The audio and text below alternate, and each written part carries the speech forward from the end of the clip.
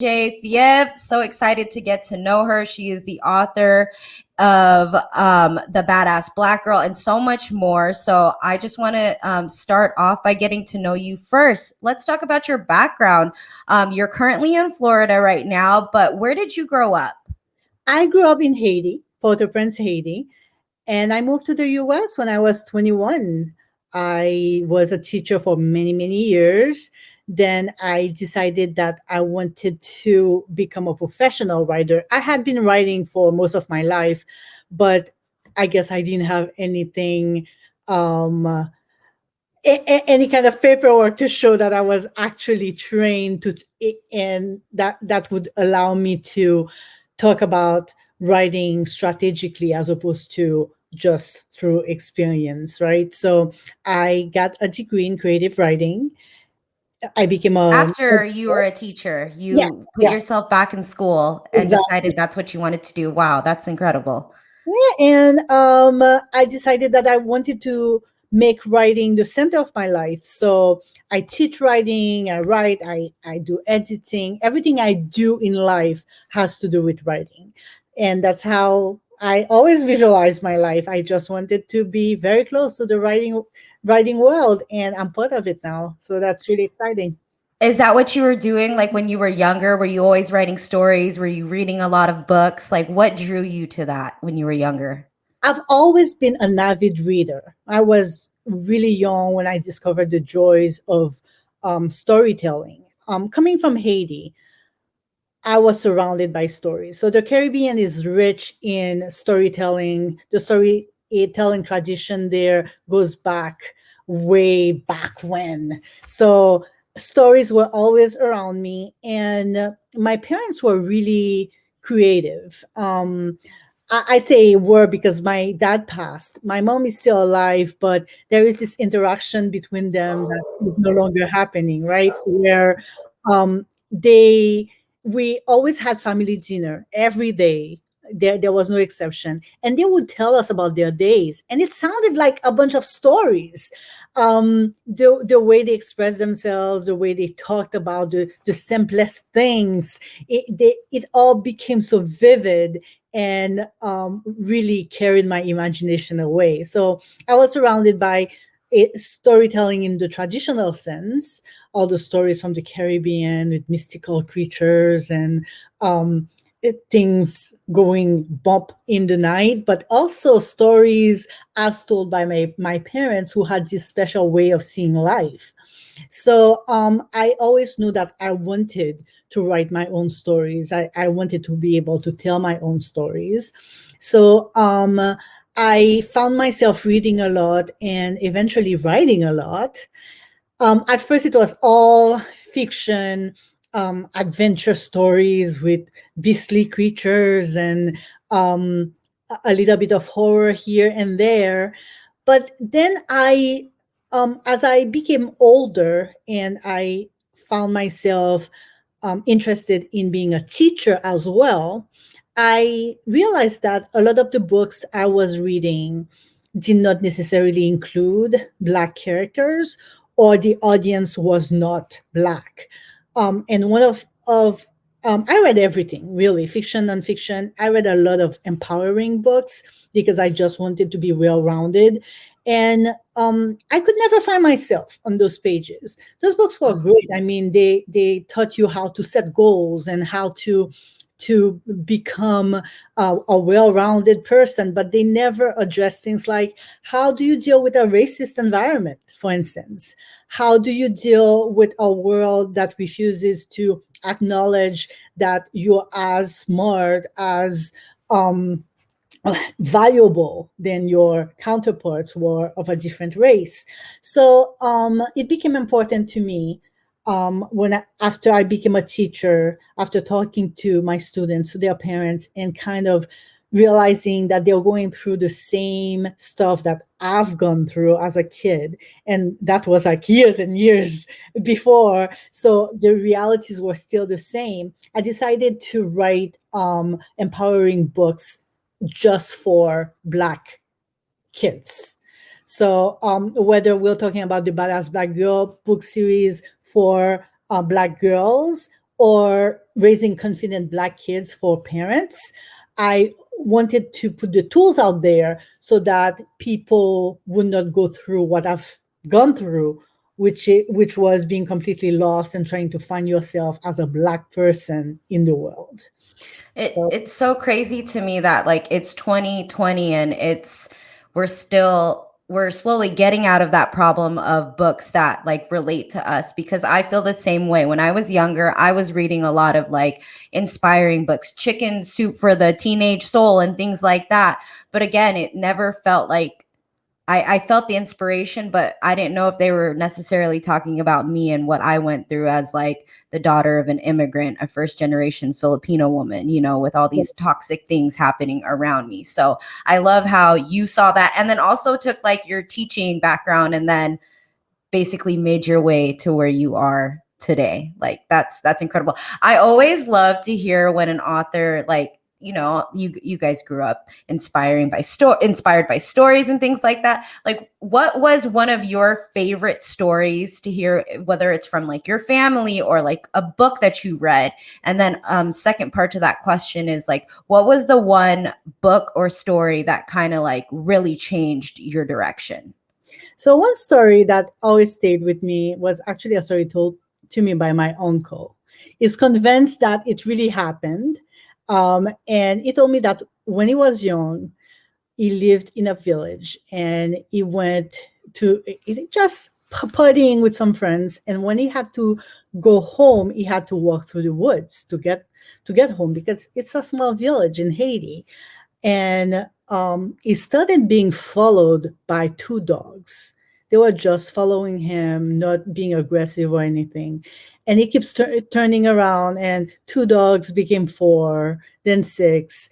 And then he's halfway home where he's surrounded by a whole bunch of dogs, like 10, 15, 20. He says that there were so many dogs he couldn't count. And suddenly they were all very angry at him and growling and threatening to attack. But all of a sudden, they calm down, and there's this one alpha dog that approaches him, that looks at him intently. And there's some kind of recognition in the eyes of the dog, like he recognizes the dog from somewhere. And the alpha kind of orders the others around, and they all leave, and is able to go home very safely. Then the next day, the neighbor comes to visit his mom, and the mom and the neighbor are on the patio on their rocking chairs, just having a conversation. And he can hear the conversation because they're right outside his bedroom. And the neighbor says, "You should tell your son that those woods are not safe at night." And he got home very safely last night, but next time it won't be the same.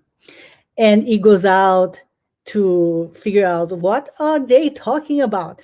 And he looks at this woman in the eyes and he Ah, swears that she was the dog, the alpha mm-hmm. dog from the night before.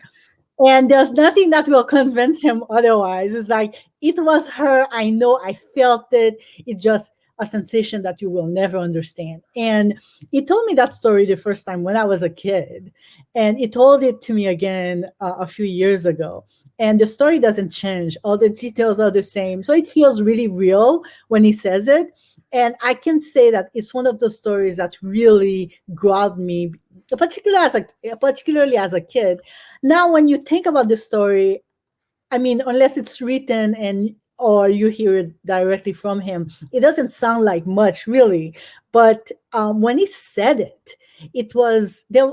I could feel the story in my backbone, you know. Yeah, no, I got excited. You brought me back, to those days of like hearing stories as simple as that, but being able to use your imagination and put it together in your head, which I feel like we're so locked into our phones. We're so locked into like, trying to catch the next thing visually, like on streaming and things like that. And hearing something as simple as that, because I grew up hearing about like monsters and things like that, giants in the Philippines. And it's like, that stuff like really helped my imagination. And what's so funny is when you were telling that story, you know what I thought of? Game of Thrones.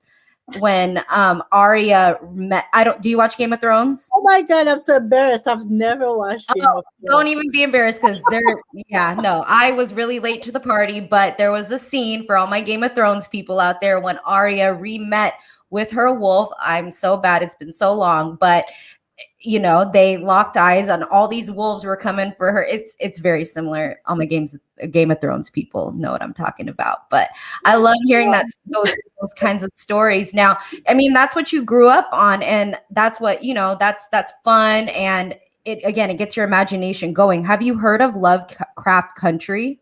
I have, yes. Okay. So I mean, I'm starting to see some of that, like, and it's being normalized, seeing people of color, Mhm. particularly Black people in those settings. And it's not being seen as like, oh, you're such a nerd. Oh, you're a square. Like that shit's cool now. And I'm so happy that has happened. Is that, I know that like you're helping us and you're talking about real situations with your writing now, but do you ever see yourself going back to writing those kinds of stories? I do actually. I've been I've been attracted so much to fiction in the past few weeks. I know that eventually I will go back to writing fiction. And you're right. It's I can't describe the sensation whenever I see a new show or a new book and the character, and it's not what you call quote unquote a Black story. It's not a story about slavery. It's not a story about racism per se, although of course racism will often find its way in there because that's our reality as Black people. But stories that are simply stories with Black people in them, and we don't have the cliches and the tropes that you mentioned. It's not always the sidekick, the nerdy sidekick, or the funny sidekick, or the courageous a Black friend who has a solution to all your problems. Those tropes still exist, yes, but we have so many great shows now, so many great books that are, well, those books always existed, but they were not brought to the mainstream, right? So if you wanted to find those books, you had to look very hard to find them because usually it was a small publisher putting those stories out, or a lot of writers were self-publishing those stories. There is a renaissance now in terms of Black storytelling where access is being made easier, and I love it. I love it. Now, where do you find inspiration? I mean, like I find inspiration from you. So where are you finding inspiration? I've had a lot of strong Black women in my life, and I know that it's another that idea of a strong Black woman is problematic in many ways because there is this expectation that Black women are supposed to be strong, but in fact we're just regular people trying to make it with our humanity still identical to anybody's humanity, right? But I have to say I was impressed by the strength of the women around me growing up, whether it's my mom. I mean, both my parents came from very humble families where they really had to fight to eat every day until they were able to make a life for themselves. And just it's always been a fight, to survive, to make it. And Haiti is such a complicated country too. A lot of poverty, a lot of things that we take for granted in the United States, and they're just seen as blessings in Haiti. So seeing my mom raise four kids, the youngest of four sisters. So being able to be a mother, to be a full-time economist, being able to just run her house, run her personal life, and run our lives too. I mean, that has always been impressive to me. Even as a kid, I could acknowledge her greatness and the fact that she had so many entrepreneurial skills that she applied to just everyday life. And my aunt Marlene, who has always um, inspired me to become better than I was. She was my first writing teacher. Not only did she teach me about writing, but she taught me how to be a badass editor, because she was really, really um, um, stringent in the way she looked at things, but um, it was for the good, right? She would really, if she was a stickler to the rules, and she really taught me how to make a piece of writing better. So, and she didn't have an easy life either. She was a school teacher, and it doesn't matter what country you're in. Um, Teachers are not treated very nicely by the world. So, as a teacher, she did not have things come easy to her, but she persevered, and she was so dedicated to her profession and to the craft of writing, and just in the promotion of literature and the beauty that there is in words, that those two women really inspired me. And of course, my older sisters were always a source of inspiration to me. Um, they were like any older sisters, right? They would make me cry, but they would also make me laugh, and they would be proud of me, or they would be yelling at me whenever I messed up. And I had to grow up, um, instead of being the little kid that would disappoint them. I had to step up and show them who I could be. And I'm everything I am today because of my sisters. They always watched over me, and they've always wanted the best that there is to have in this world for me. So that's where my inspiration comes Yeah. Oh, yeah. Shout out to the women, the women in our family who were like the first people we watched as an example. Like you talking about your mom just makes me think of all the moms out there and how they did things without complaining. We have the privilege now, I feel like, of voicing ourselves, and it's a great privilege, and therapy being normalized and things like that, and having hard times, not being seen as weaknesses. So shout out to all the women who came before us, because I can't even imagine not being able to voice how I feel when I'm not yeah, feeling my best because of all the hard shit I do as a woman. exactly. um yeah, so it's incredible that we have you on this show, and all of our listeners are going to find out about you and all the writing you do. But as like an author, an independent author, like how are you marketing yourself? How are people finding out about you? How's that process? Well, marketing efforts always require so much work. I do have a team, so I was lucky enough to find um, an extraordinary publisher for my books. So my books are published by Mango Publishing. We're in Coral Gables, Florida, and I have to say, I have it's a very interesting story how I came to be published by Mango. So I run a small company called Logan Masterworks, and we do all kind of writing. We offer writing services, translation services, art services, and we were working with Mango. I was helping them with some editing and with acquisitions, and we just loved each other so much that they invited me to become a permanent team. So I did a lot of acquisitions for them, and that led me to really understand how publishing works. And at some point, I was like, well, now that I kind of know how it feels to be in a room surrounded by an editorial team critiquing a proposal, I have an idea for this great book, Badass Black Girl. Let me see if I can um, promote my own book and present a proposal. And it was a tough presentation because, as someone who knows how the system works, and the editorial team tends to be tougher on you because you should know better. So I presented the book, and everybody loved it, and they decided to publish it. So if you go on the Mango website, you'll see me listed as an author, but also as an editor there, because I still do acquisitions. Now I'm running their children's book imprint for them, Dragon Fruit. So to go back to your question, so the marketing efforts, Mango does a lot. So they have a great marketing team, and they do a lot in terms of reaching out to venues, just talking about the book.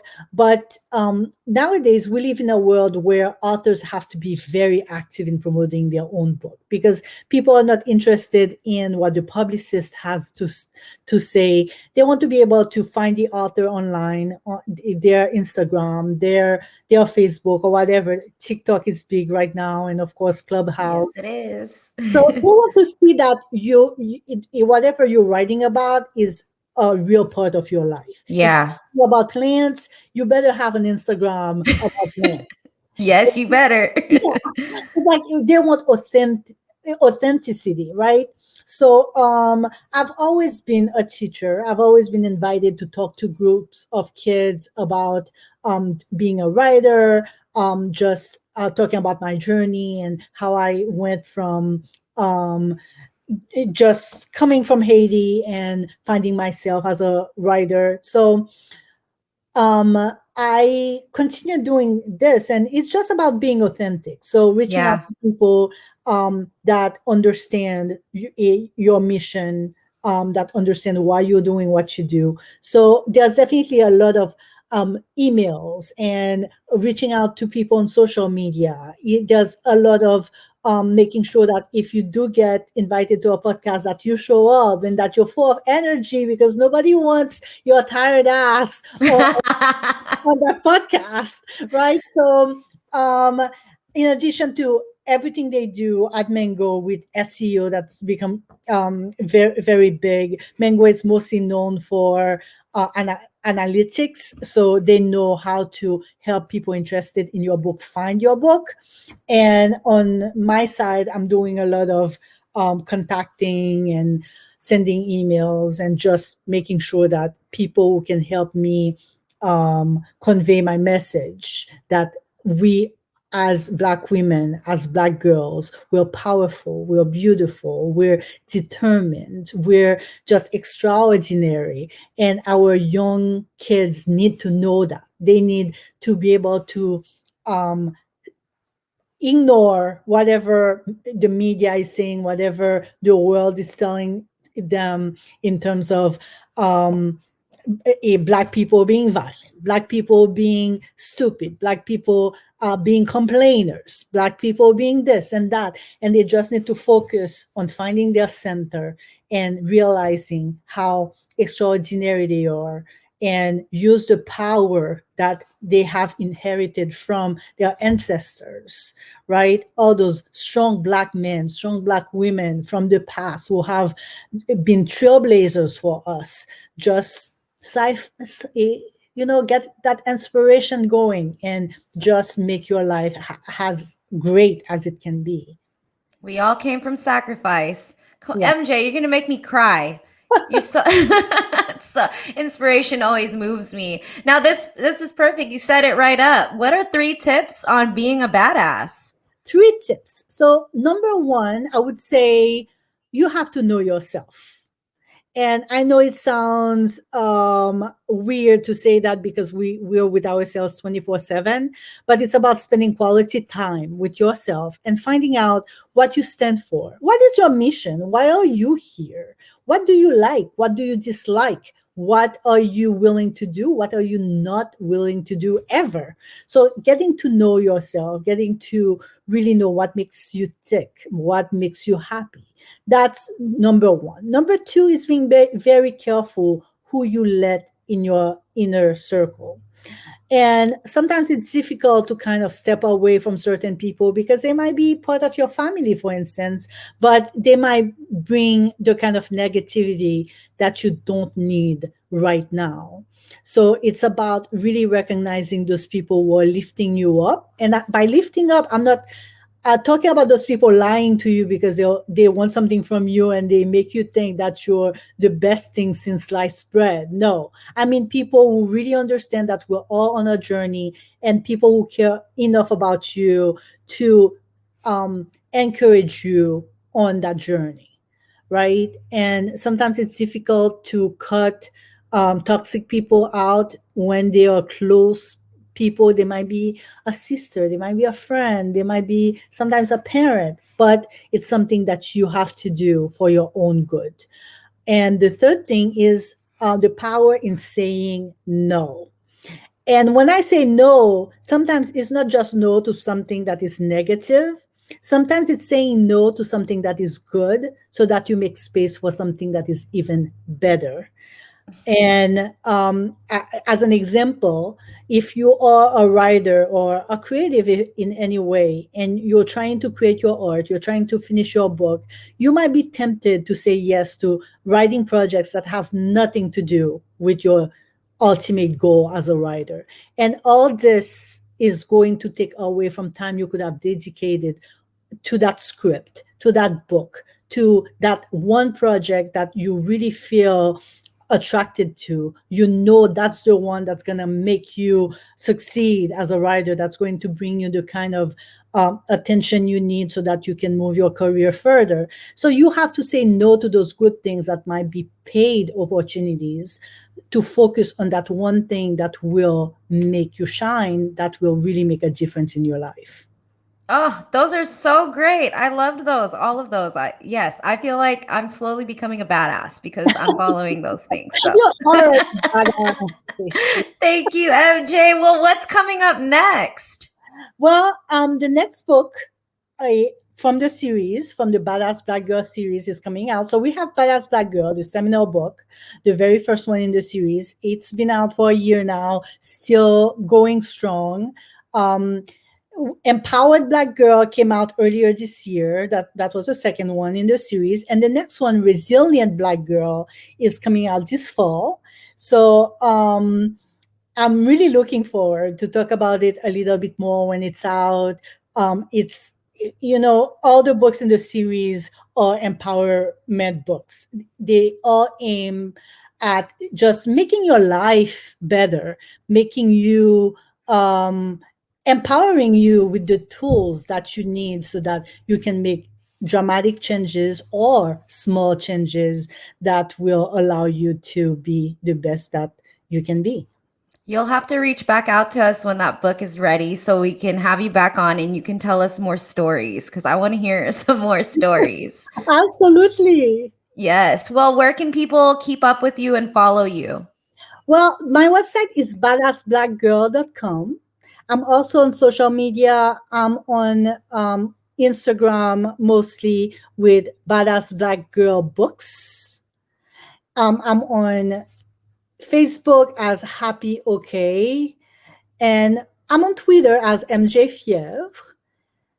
I think those are pretty. Yeah, I think that's pretty much it. Those three are the main ones. So I'm Awesome. easily Googleable because I run a blog on Badass Black Girl, and I write a lot. So Yes, yes. I gotta my girl I'm working with, her name is Adama.